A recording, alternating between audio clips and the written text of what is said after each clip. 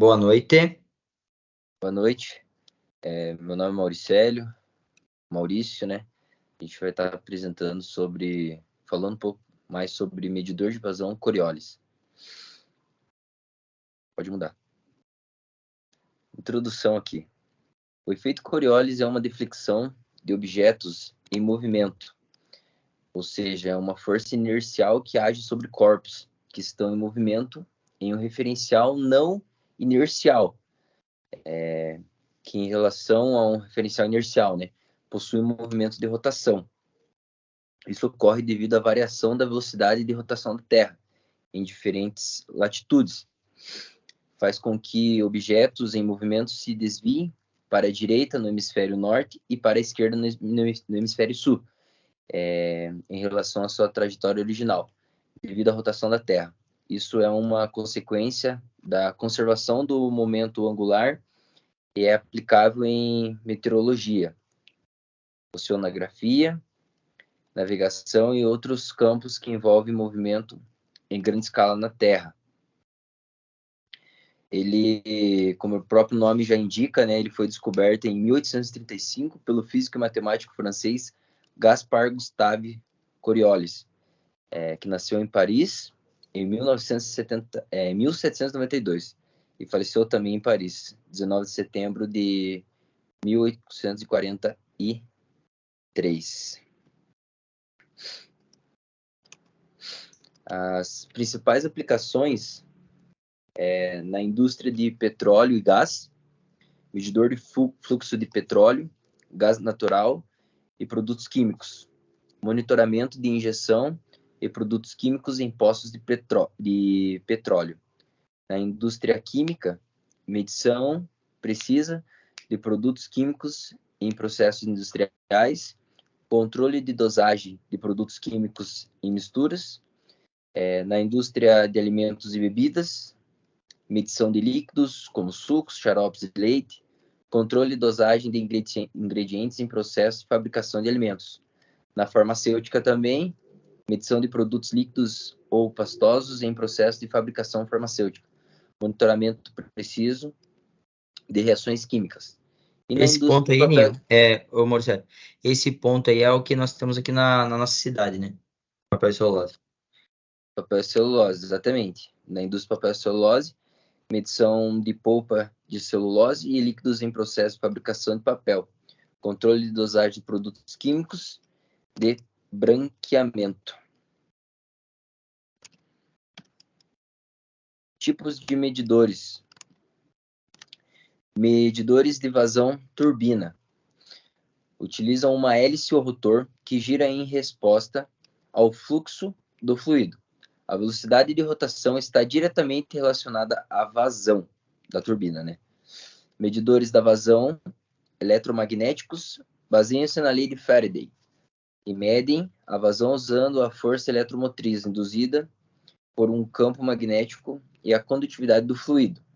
Medidores de vazão ultrassônicos utilizam ondas ultrassônicas para medir o tempo de trânsito do som através do fluido. Pode ser de tempo de trânsito ou Doppler. Medidores de vazão Coriolis baseiam-se no efeito Coriolis, onde a mudança de direção de uma massa fluida é usada para medir o fluxo. Medidores de vazão de pressão diferencial usam uma restrição no fluxo para criar uma diferença de pressão. E em seguida, medem essa diferença de pressão para determinar a vazão.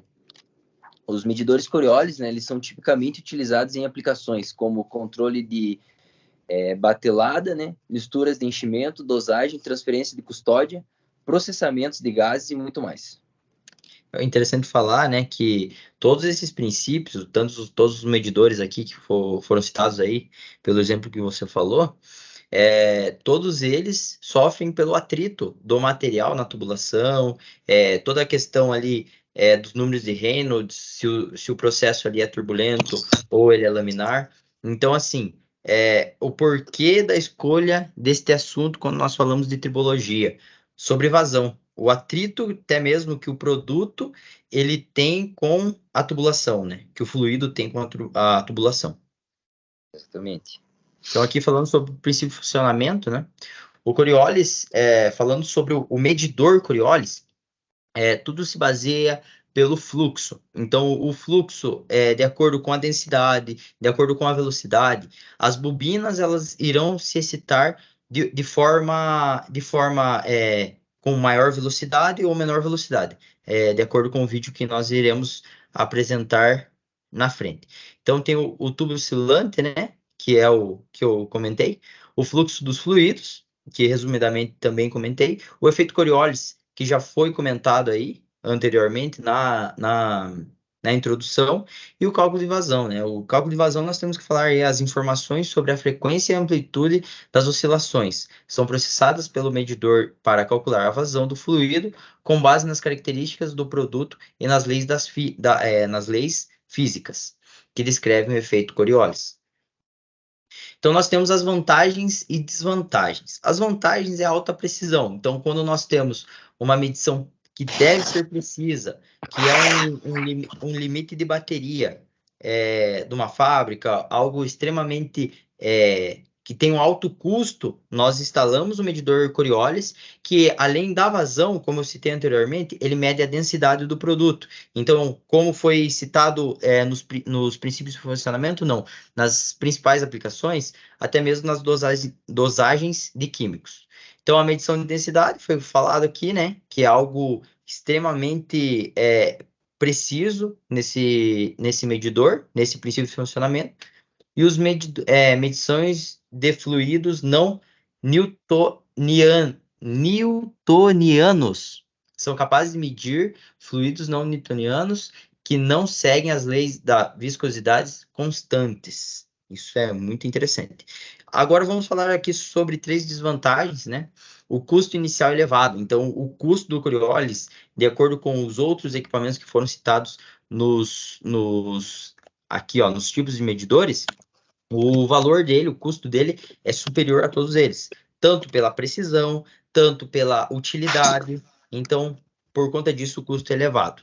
Então, nesse ponto, nós temos que selecionar em qual local de instalação deve ser melhor instalado um equipamento de alto custo como esse. A sensibilidade e vibrações. Então, se nós temos vibrações de tubulações, vamos dizer aqui um regime turbular, né? Nós temos aqui, falando sobre Reynolds, né? Um regime, um fluxo turbular. Turbular não, desculpa. Turbulento. Então, se nós temos vibrações nas linhas e tudo mais no processo, esse equipamento, por conta do princípio de funcionamento dele ser relevante sobre vibrações, nós não podemos instalar esses equipamentos. E o tamanho e o peso, né? Dependendo do tamanho e a capacidade do medidor, eles podem ser volumosos e pesados, o que pode ser problemático em algumas instalações.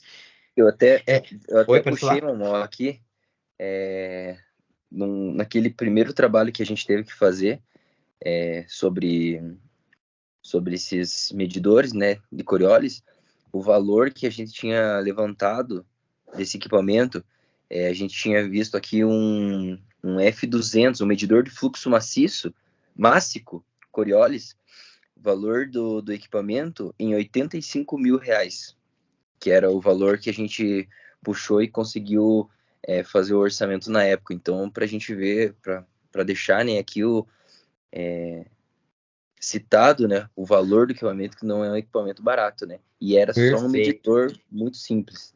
Sim, sim, perfeito. Isso aí a gente tinha comentado na apresentação inicial, né, que nós fizemos na sala, sobre o custo, né, comparado com outro equipamento, esse de 85 mil, né? Isso, exatamente.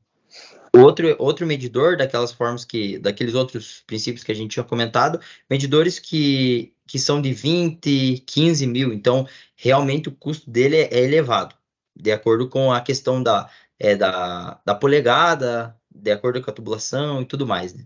O tamanho e o peso aqui, nós temos, nós, pelo menos pela experiência, nós trabalhamos apenas com 4 polegadas. Acima de 4 polegadas, muitas vezes fica inviável a instalação de acordo com o preço. Citando aí um equipamento de 6 polegadas, um Coriolis desse de 6 polegadas, nós estamos encontrando aí no mercado cerca de 300, 400 mil, então fica inviável para o processo. Aí é de acordo, se nós precisamos fazer a medição de densidade, é melhor colocar um medidor focado em densidade, que não mede vazão, apenas densidade, porque o custo de medições, dessa medição será menor. Então nós temos aqui o tamanho e o peso, né? Que são equipamentos realmente muito pesados, a partir de 6 polegadas. Então, as preocupações na instalação. Nós temos o alinhamento correto, isso eu acho que para qualquer flange em tubulação nós temos que ter, né? A distância adequada, então, se nós temos uma bomba que pode dar mais Gerar vibrações na vibração. linha. Isso, cavitação. Então, nós temos que deixar uma distância adequada. É citado até em manuais aqui, falando aqui sobre o próximo tema, que é a tubulação reta, né? Então, nós temos aqui, ó, menos de 10 vezes do diâmetro. Então, nós precisamos, se nós temos um diâmetro de 100 milímetros, nós precisamos de 10 vezes, né? Então, 1000 milímetros nós precisamos de linha reta para que essa vibração ela seja reduzida ao máximo, para que o princípio de funcionamento dele não seja afetado. Nós temos o aterramento elétrico, né? Que qualquer diferença então, nós temos aqui que garante o aterramento elétrico adequado para evitar interferência eletromagnética, né? E a configuração eletrônica, que está até configuração e comunicação, na verdade, eletrônica, que seria a questão do range, questão do span, todos os limites de medição do equipamento. Então, tudo isso deve ser alinhado, tudo isso deve ter como preocupação antes da instalação. Então, aqui nós temos a importância da calibração, que nada mais, nada menos que a calibração é garantir que este equipamento, junto com o padrão, comparado com o padrão, está medindo da mesma forma ou diferente um pouco ali, mas respeitando o critério de aceitação. Você quer falar alguma coisa, Anny? Não, é tipo, você falando aí da importância, né? O que acontece, né? Ela vai permitir um controle de fluxo de diversos tipos de fluidos representados, digamos, por esse equipamento, né? Que possa ser realizado de uma forma eficaz. Então, a calibração não só nesse equipamento, né? Em qualquer você mesmo que trabalha com calibração, né? Então, o equipamento, se ele tiver calibrado, ele vai te passar uma informação correta. Então, não adianta você ter colocado na distância correta, você ter feito todos os outros procedimentos corretos e chegar na hora que você vai precisar que o equipamento te dê uma leitura correta do equipamento e ele estiver descalibrado. Então, isso eu acredito que dava para a gente pontuar como um dos fatores mais importantes, né? Perfeito. A calibração do equipamento, né? Perfeito, porque nada mais é que um visor daquilo que vai transparecer para você o que está acontecendo ali. Então, para mim, é o ponto mais importante desse equipamento, é a calibração dele. Perfeito, cara. Porque assim, não adianta nada você ter um equipamento de alto custo, um equipamento ali totalmente bem instalado, mas um equipamento que está indicando errado, né? Então, teoricamente, o que você falou faz total sentido sobre a importância da calibração, que deve ser considerado um dos pontos mais importantes aí até mesmo para a instalação do equipamento. Show de bola. Então, aqui, Ninho, se quiser dar uma continuidade aí. Nessa parte Você vai colocar os vídeos aí? Coloco. Uhum. Dá para colocar, né? Uhum. Coloco sim. Então, aqui nessa parte aqui são os medidores, né? A foto dos medidores que nós comentamos. E aqui o princípio Coriolis, da forma que é visível aí na parte da física. Então, vou estar colocando os vídeos aqui. Aqui, vou colocar o primeiro, o efeito Coriolis. Vou tentar ser aqui breve, assim, para a instalação dele. Só um minuto. Tá um pouco travando. Vou pular um pouco. Aqui é os princípios de medições dele, né? O que ele mede. Eu vou pular mais um pouco. Dá para colocar isso daí. Aí.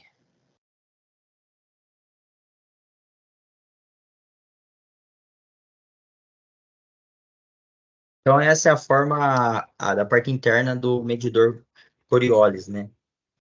São essas bobinas que será medido, que será mensurado a frequência. E tudo vai depender dessa vibração, do atrito que é formado dentro deste tubo que é desta forma que será medida a vazão e a densidade. Vou falar mais um pouquinho aqui. Aqui o fluido começou a passar e as bobinas ali da esquerda e da direita começam a medir esses pulsos, né? Quanto mais fluxo, ele começa a indicar maior. Vamos mais vezes, né? Vamos ver aqui. Então aqui vai aumentar o fluxo.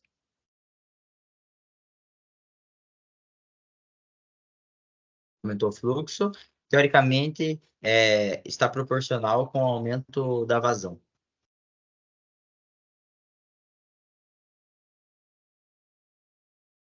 Vou ler mais um pouco aqui para falar sobre a densidade. Esta é uma tecnologia do fornecedor que está sendo falado aí, né, da Ingersoll. Então, é esta forma que é o princípio de funcionamento dentro do equipamento. Agora é o efeito, né, Marcelo, sobre o efeito Coriolis. Esse daí a gente chegou a fazer até na sala, né? Isso. A gente chegou a fazer até na sala, esse daí foi bem interessante. Do lançamento, a gente não tinha uma bola, mas a gente fez um lançamento com a bolsa e a gente pôde comprovar, né? Presencialmente ali a questão da rotação, realmente como ela afeta, né? A gente lançando em linha reta, a bolsa, né? Ela se direcionando para o lado direito e não aonde a gente tinha mirado, né? A gente mirando para frente, girando ela saindo da. Perfeito. Eu vou pausar aqui. Então, realmente, nossa apresentação era sobre esses temas. São temas que nós tínhamos combinado com o professor Robson, né? Ele tinha falado tanto sobre vibração, tanto que os outros trabalhos dos outros acadêmicos falam muito sobre vibração, mas igual o professor Luiz, ele solicitou, puxando um pouco mais para o lado do atrito, né? Que fala um pouco sobre tribologia também. Show de bola? Muito obrigado aí. Até mais. Até mais.